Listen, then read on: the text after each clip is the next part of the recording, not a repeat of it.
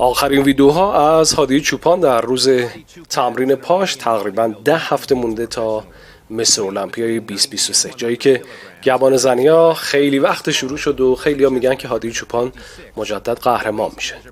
تمرینی که قراره امروز ببینیم تمرینات خاص روز پای هادی چوپانه. خودتون میدونید دیگه، هادی چوپان و پاهایی که ساخته یکی از منحصر به فردترین پاهای بدنسازی تاریخ به حساب میاد. عضلاتی که از هر طرف که بهش نگاه بکنی کامله و اینکه این عضلات رو مجدد بتونی تکرار بکنی و آمادش بکنی برای رقابت واقعا کار سختیه. به لحاظ سایز، داخل پا، بیرون پا، ساق پا، عضلات باسن، عضلات پشت پا، از هر طرف که نگاه بکنیم عضلات پای هادی چوپان بسیار کامل و زیبایی. خیلی وقتا ما تمرینات هادی چوپان رو با رونی کولمن، با برانچ وارن، جانی جکسون و قهرمان‌هایی که خیلی سخت تمرین می‌کردن مقایسه می‌کنیم. مطمئنا عضلات پخته‌ای که روی استیج ما هر سال از هادی چوپان می‌بینیم صرفاً به خاطر تمرینات بسیار قوی و پرشدت هادی چوپانه. عضلاتی که نشان از پختگی خاص این عضلات میدن، ترکیب و تناسب بسیار خوبی که بین عضلات هادی چوپان قرار گرفته و کات و فیبرهایی که به وجود اومده بسیار پخته و زیباست. Winning the Mr. Olympia contest in 2022. The world's most famous bodybuilding competition, Mr. Olympia, showcases the pinnacle of physical power and attracts the greatest bodybuilders from خب بریم تمرینات پای هادی چوپان رو ببینیم. اول نکته که خیلی قابل توجه گرم کردن بدن هادی چوپانه که شاید نکته‌ای که خیلی از ورزشکاران معمولا نادیده میگیرن، چه مبتدی چه حرفه‌ای معمولا گرم نمی‌کنن، ولی هادی چوپان کاملا همه عضلاتش رو گرم می‌کنه، مخصوصا عضلات کمر، پشتش و پشت پاشو، مچش و مچ پا رو و کاملا بدنش رو میکشه که عضلات قشنگ خونرسانی انجام بشه و مشکلی توی تمرینات سختی که قرار انجام بده به وجود نیاد. نکته بعدی اینه که این فضایی که دارید مشاهده میکنید باشگاه خصوصی هادی چوپانه، جایی که فقط خودش تمرین میکنه و بدون از حاشیه، بدون دخالت، بدون موزیک اضافی، بدون هر چیز اضافه دیگه‌ای، هادی چوپان خودش و دستگاه و تمرین. البته یک دو تا دوستاش معمولا هستن، ولی هادی چوپان قشنگ توی یک فضای کاملا خصوصی خودش تمرین میکنه. دستگاهی که میبینید دستگاه کاملا ایرانی هستش و تمرینات پاشو با عضلات جلوی پا به صورت تک تک آغاز میکنه، جلو پا تک تک، و لباس کاملا تیره‌ای که پوشیده و جزو ورزشکاران مصر المپیا است که با ریش روی استیج حضور داره و به ندرت من یادم میاد که قهرمانی با ریش در مصر المپیا حضور داشته باشه. گرگ پارسی که امسال کار بسیار سختی رو داره برای تکرار قهرمانی در مصر المپیا و باید تمام عضلاتش رو بتراشه بهتر از سال گذشته، برای اینکه حریفاش هم پیشرفت کردن و هادی هم باید بدن سال پیش خودش رو شکست بده و پیشرفت بکنه. ویدیویی که مشاهده میکنید بعد از 5-6 ماه وقفه‌ای که در یوتیوب هادی چوپان به وجود اومده بود منتشر شده. هادی چوپان کلن خیلی اهل پست گذاشتن، فیلم گذاشتن از تمرینات و بدنش نیست و همین کارو سخت میکنه برای اینکه ما ببینیم عضلات هادی چوپان در چه وضعیتی قرار داره، برعکس حریفاش که داریم میبینیم هر روز هیاهو به پا میکنن. درک لانسفورد، ما بقیه دوستان مصر المپیایی که شو رو شروع کردن، ولی از هادی چوپان ما خیلی آپدیت جدیدی معمولا نمیبینیم و رقابت گذاشته بر روز استیج. حرکت بعدی هادی چوپان حرکت خیاطه یا داخل پا هست که با حد اکثر فشار و تمرکز این کار رو انجام میده. معمولا دستگاه ها جوابگوی عضلات بزرگ هادی چوپان نیستن، این خیلی عادی و معمولیه. یادتون باشه هرچی عضله بزرگتر، تمرین دادن اون عضله خیلی سخت‌تر، تخریب اون عضله خیلی سخت‌تر و کار بسیار سختی هستش. و نکته دیگه این که هادی چوپان حین تمرینش من صرفا دیدم که یک آب خنکی فقط میخوره و خیلی از مکمل‌های خاصی استفاده نمیکنه، از حداکثر توانش و تمرکزش توی تمرینات استفاده میکنه. زمان خیلی زیادی رو تا مصر المپیا نداریم. هادی چوپان اگر میخواد سال گذشته رو تکرار بکنه باید خیلی زود به امریکا بره و زودتر در فضای امریکا قرار بگیره که با مربیش به صورت فیس تو فیس پیش ببره همه چی و بسیار تاثیرگذار خواهد بود این قضیه. اینجایی که مشاهده میکنید فضایی که قرار هادی چوپان شعبه جدید باشگاهشو بزنه، فضای بسیار عالی که اینطوری که بوش میاد در ارتفاعات داخل یک برج هست و با بهترین دستگاه‌ها قرار تجهیز بشه در شیراز. امیدواریم که پرروزی و پر رونق بشه برای این قهرمان نامبروان بدنسازی دنیا. یادمون نره هادی چوپان کاری کرد که هنوزم که هنوز ماها باورمون نمیشه.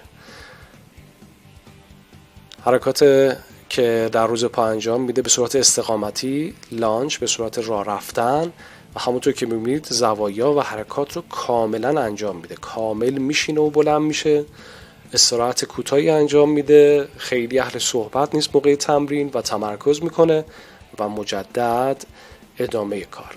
نه گوشی دستشه نه کار اضافی میکنه و کاملا تمرکزش در روز مخصوصا پا روی تمریناتش هست. چه فضای زیبایی داره این فضای جدید باشگاهش که ایشالله راه بیفته. میریم سراغ یکی از سنگین ترین حرکاتی که هادی چوپان در روز پاش انجام میده، پرس پایی که از 100 کیلو شروع میشه و تا تقریبا نیم تن و به بالا ادامه پیدا میکنه. چیزی که هست اینه که هادی چوپان شمارشی توی تمریناتش نداره و صبر میکنه که توی حرکات به ناتوانی برسه. زمانی که دردش گرفت و اون ناتوانی و آسیب ایجاد شد اونجا یک دو تا دیگه حرکت میزنه و تمرین رو به پایان میرسونه.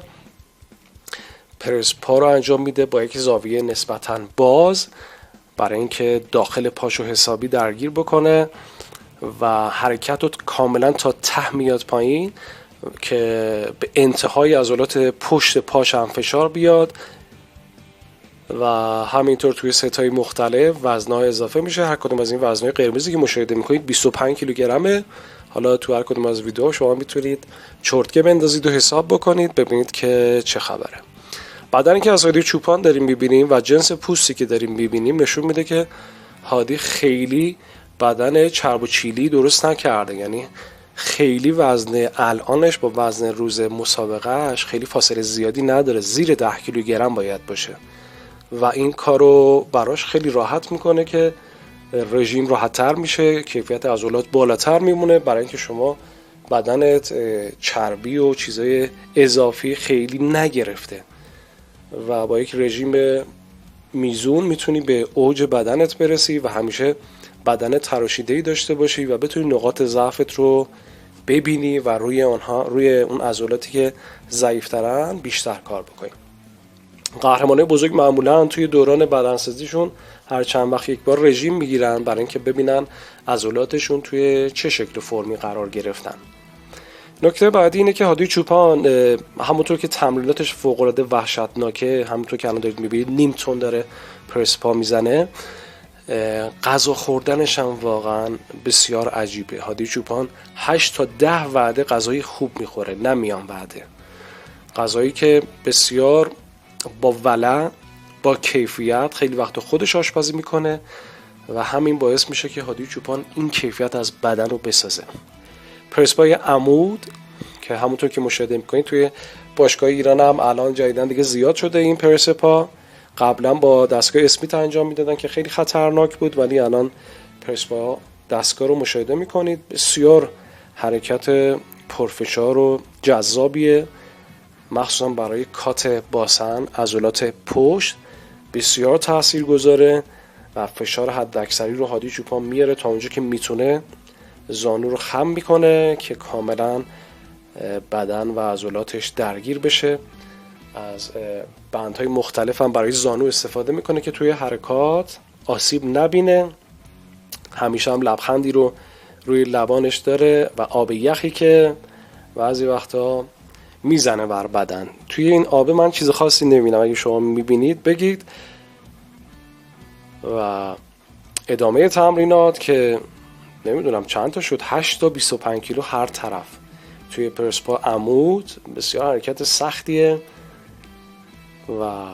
ولی بسیار کارگشاست، باعث رشد حداکثری عضلات پا رو میده، چهارسر، پشت پا، ساق پا، تمام عضلات پا و حتی فیله کمر رو درگیر میکنه. حرکت بسیار جالبیه که چون کمر کلا فیکسه شما دیگه هیچ دزدی نمیتونی انجام بدی تو این حرکت. بعضی جا حالا بچه ها میان کمکش، ولی به نظرم هیچ کمک خاصی انجام نمیشه. هادی چوپان و عضلات بزرگی که باید به هر طریقی شده درگیر کنه.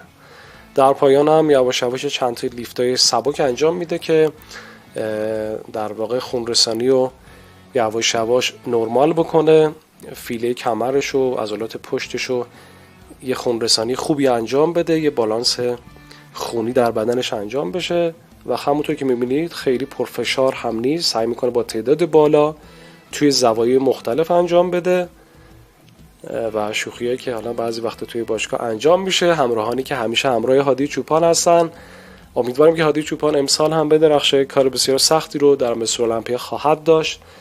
دفاع از عنوان قهرمانی مس المپیا کار خیلی آسانی نیست، اونم در این روزها که جنگ تبلیغاتی و مانور فضای مجازی و خیلی جای دیگه در واقع بعضی وقتا کارگوشاست و بعضی وقتا داستانه برای قهرمان ها و به نظر من تو این روزها قهرمان‌ها باید از فضای مجازی دور بشن و تمام تمرکز و وقتشون و انرژیشون رو صرفا روی تمرین و تغذیه و مابقی نکات بذارن.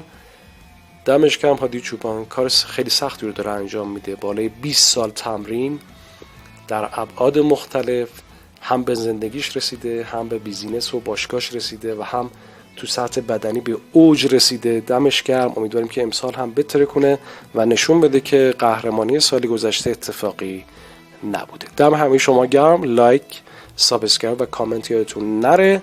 امیدوارم هر کجا هستید شاد و پیروز و خرم باشید.